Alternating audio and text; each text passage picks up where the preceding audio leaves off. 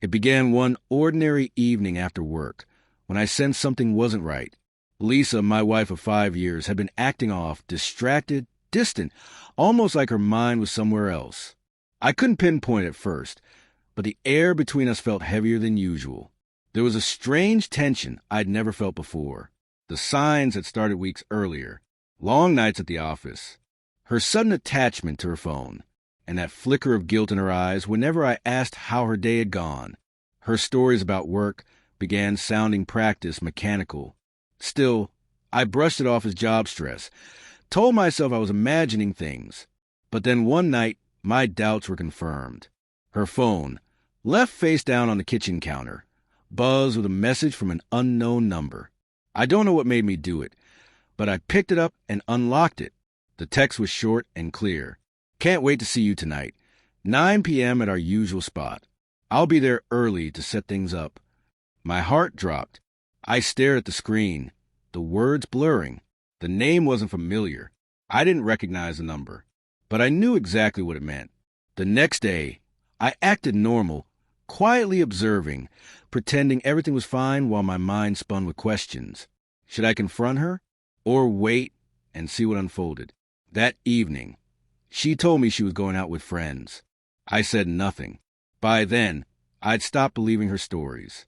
She took her time getting ready, carefully applied her makeup, picking out a dress she rarely wore for me. I could feel it in my gut. She was getting ready for him. When she left, I made my decision. I followed her. I drove a few blocks behind, heart pounding, until she pulled up outside a restaurant. I parked in the shadows, watching through the windshield. Every nerve in my body was on fire. What would I do if I actually saw her with someone else? I didn't know. I just knew I couldn't look away. Minutes later, she stepped inside, glancing nervously over her shoulder. She looked beautiful, too beautiful for a casual night out. Someone was expecting her.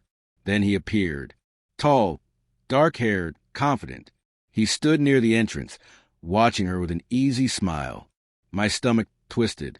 I wanted to storm in right then, but I stayed put, frozen in my car, my pulse roaring in my ears.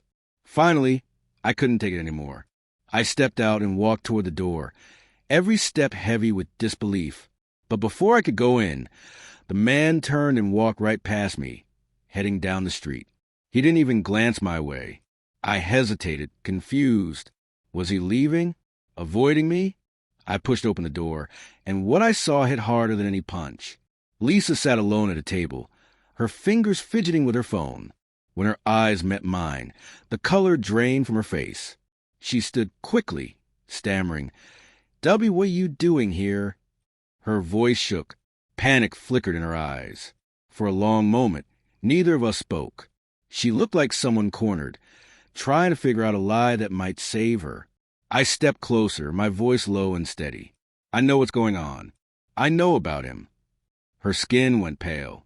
"You don't know anything," she whispered, but even she didn't believe it. Her eyes darted toward the door, maybe expecting to come back. But he didn't. I leaned in slightly. "I know you've been seeing someone else, and I know it's not the first time." The anger was bubbling under the surface, but I kept my composure. "You thought you could keep it hidden?" I said quietly. "But now you have to face me, Lisa." Tears welled up in her eyes. "I'm sorry. Please, let me explain," she said, reaching out to touch my arm. I stepped back. "I don't want an explanation," I said coldly. "I just want the truth." Her face crumbled. She broke down completely. The truth spilling out in fragments. How it started as a friendship, how she didn't mean for it to go so far, how the lies piled up until she couldn't stop. Every word felt like a knife. The weight of it hit me all at once. The woman I loved, the one I trusted completely, had been betraying me for months.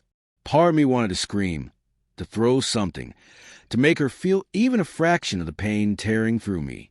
But another part, tired, broken, just wanted to leave.